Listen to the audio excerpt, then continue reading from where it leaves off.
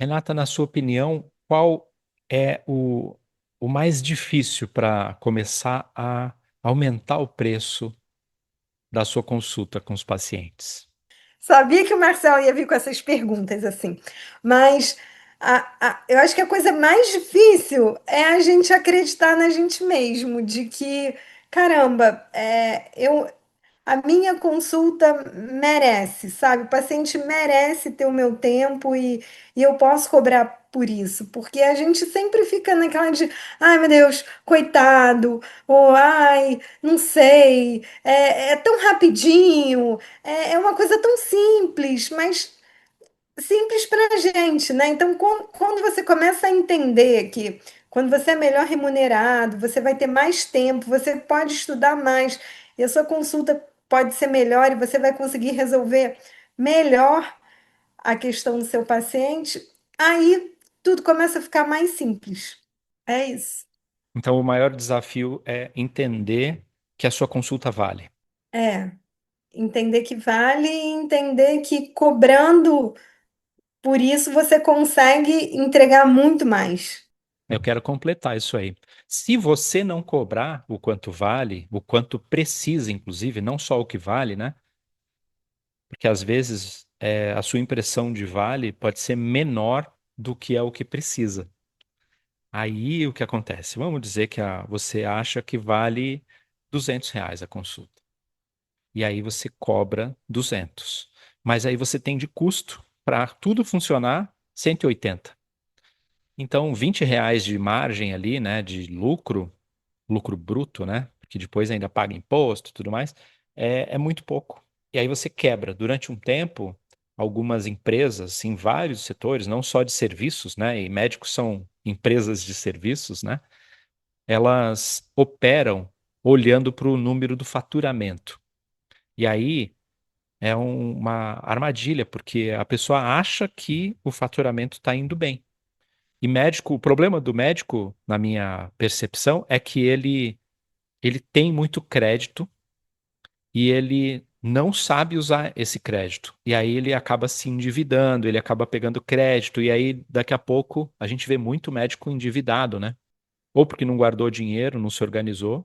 E financeiro é uma coisa chata de fazer, mas é fundamental que você tenha o básico de financeiro.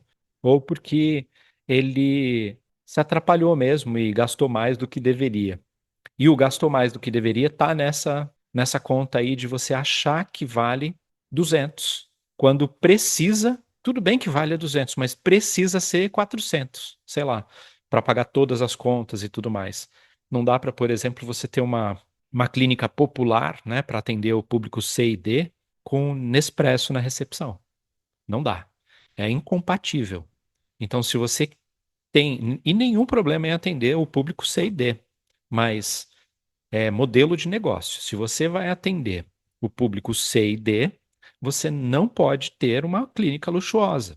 Por quê? Porque clínica luxuosa é para mercado de luxo. E quando a gente fala em público B e A, nem sempre precisa ser uma clínica luxuosa, depende de uma série de fatores. Então, se você for, por exemplo, no seu caso da Renata, que atende o público B e A, eu sei que você atualmente não está satisfeita com o lugar que você atende, você gostaria de atender num lugar muito mais legal, mas é uma percepção sua do valor que o lugar influencia, né, na forma como o paciente te vê. Agora, se você for comparar o seu degrau de hoje, atendendo num espaço que tem tudo, que tem automação, que é bonito, tem café expresso com pó moído na hora, isso é muito legal. O ar-condicionado bom, o lugar é limpíssimo, é bonito, bem localizado, com estacionamento, fácil de você parar. Se você for comparar isso com a sua realidade anterior, que era a policlínica, que era terrível de parar lá, era um lugar estranho, eu achava super estranho o lugar, mas pela localização, né? É um lugar muito antigo, é como um centro da cidade, por exemplo, ele é um lugar estranho, né? Um lugar. E eu não gosto muito de andar nem no centro da cidade no Rio, nem no de São Paulo, porque eu não iria no médico lá, porque por causa da localização. Mas de metrô eu até pensaria em ir se fosse muito necessário. Em alguns lugares em São Paulo que eu conheço mais, Praça da República, talvez, eu iria. Agora, se você for comparar, então, como você estava lá na Policlínica, que é uma clínica mais popular, né, público C e D, lá talvez fosse degradar a imagem do atendimento se você quisesse atender o público B e A. E eu sei que você tinha reservas quanto a isso, né? Quer falar um pouco sobre isso? Lá era questão, a gente atendia basicamente pacientes pelo plano. E aí, eventualmente, os médicos que eu trabalhava, eles queriam me indicar pacientes, e aí ficava. Não era congruente, E porque eles detalhe, né? chegavam lá. E um detalhe, você trabalha num hospital de público A, né? Então, os médicos que você trabalhava com eles, que poderiam te indicar, eles eram os que atendiam o público A, né?